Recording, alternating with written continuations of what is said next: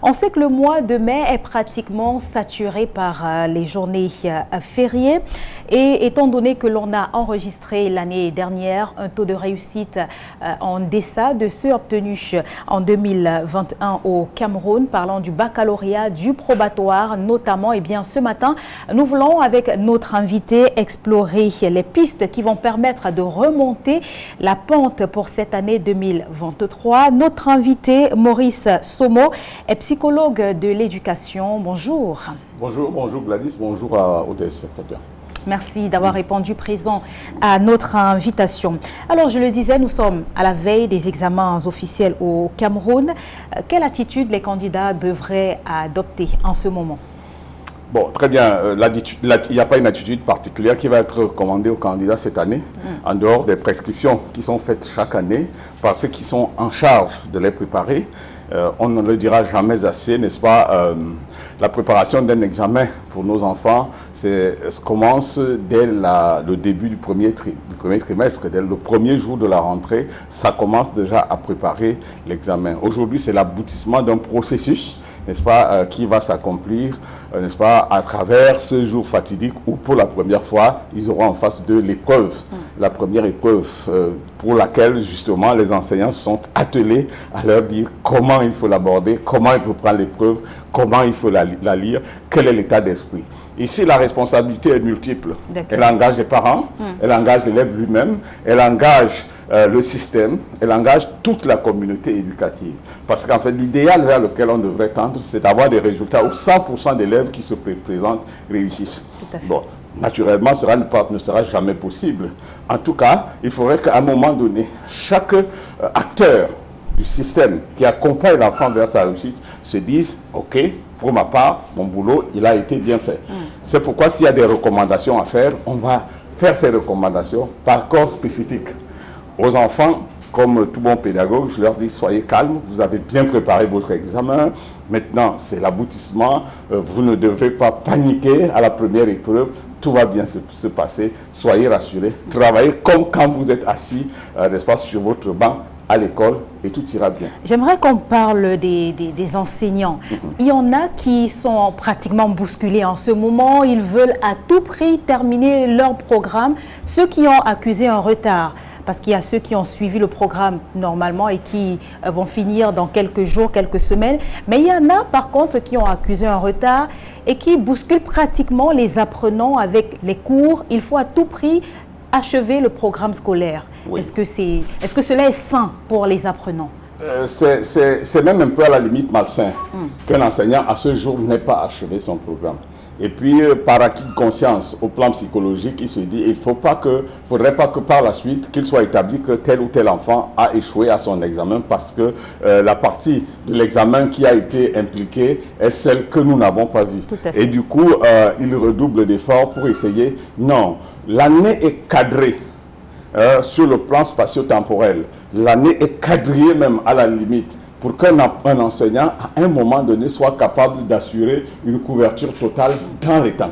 Et s'il ne l'a pas fait, est-ce qu'il y a des éléments contextuels qui ont fait que cela ne se passe pas? En ce moment, c'est à ces personnes qu'il faut donner la responsabilité. Mais pour l'enseignant, je vais vous dire, l'enfant doit recevoir le substrat cognitif à une dose qui est bien donné. Ouais. C'est-à-dire que s'il s'agit pour un temps donné de progressivement injecter la connaissance. Lorsque vous avez été en retard et qu'à la dernière minute, c'est comme une perfusion qu'on donnerait à un malade. C'est-à-dire qu'à un moment donné, on se dit, bon, ah ben tiens, comme c'est la fin de l'année, comme c'est mauvais, là, il faut appuyer un peu plus.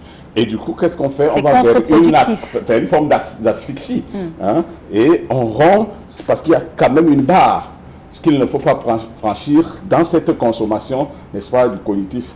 Donc, pour le dire, à vrai dire, c'est maladroit, c'est malsain, c'est impropre, c'est inapproprié que cela se fasse. Maintenant, il faut que l'enseignant assume. S'il n'a pas pu achever son programme, il faudrait bien qu'il trouve des astuces pour pas que l'enfant ne soit... Et ces astuces-là pourraient être quoi, par exemple?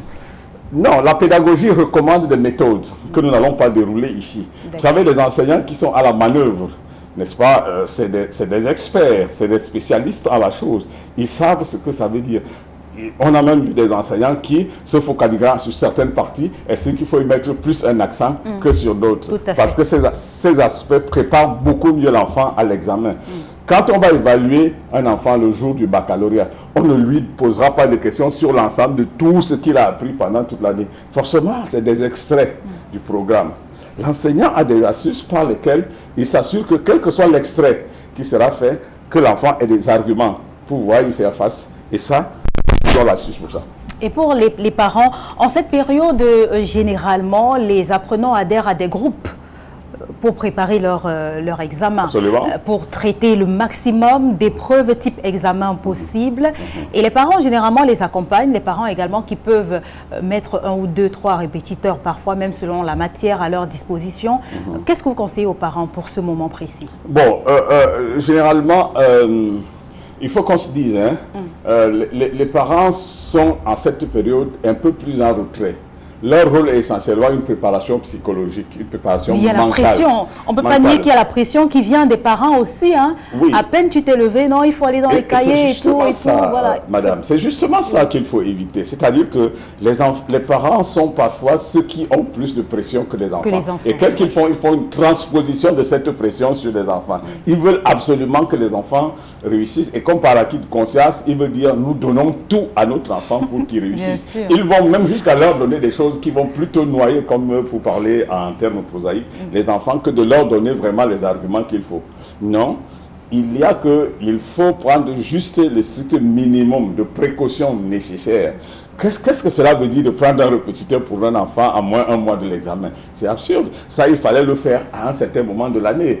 À quoi ça sert de dire à un enfant, promettre par exemple à un enfant, si tu réussis à ton bac là, celui que tu vas aller composer, je t'envoie en France immédiatement, vous lui mettez un surplus de pression.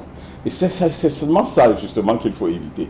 Éviter de mettre trop de pression sur les enfants. Essayer de leur permettre d'aborder un examen comme s'ils abordaient une composition à l'école, avec un maximum de relaxation possible, mais trouver juste des petits termes qui gardent les enfants en éveil, qui les gardent tendus, parce qu'ils veulent aborder et en découdre. D'accord.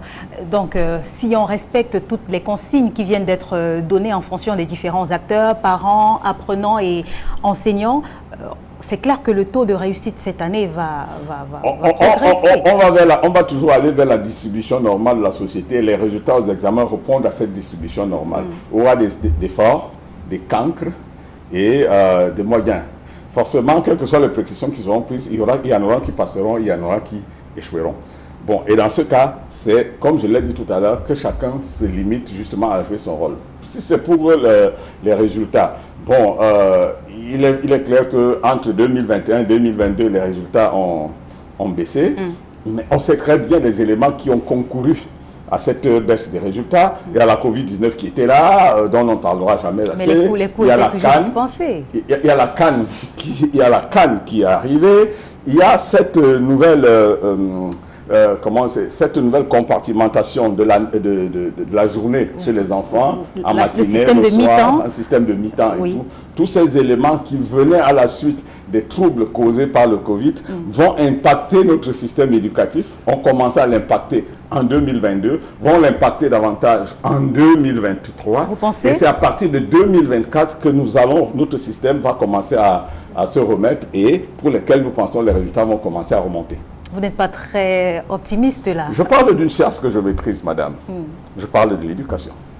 Mais bon, on va déjà souhaiter bon courage à tous les apprenants qui sont sur la dernière ligne droite parlant des examens officiels et appeler une fois encore parents et enseignants, chacun à son niveau, à ne faire que son travail pour faciliter finalement les examens à ces élèves-là. C'est déjà très bien ce que vous-même en tant que média vous faites. Vous vous intéressez à ce sujet, que vous mettez ce sujet sur la table en ce moment précis. Je crois que c'est pratiquement ce qu'il y a de plus important en ce moment pour la vie de notre communauté, de notre nation, de notre pays. C'est bien que de temps en temps, vous en parliez et nous serons toujours là pour apporter un éclairage s'il en faut.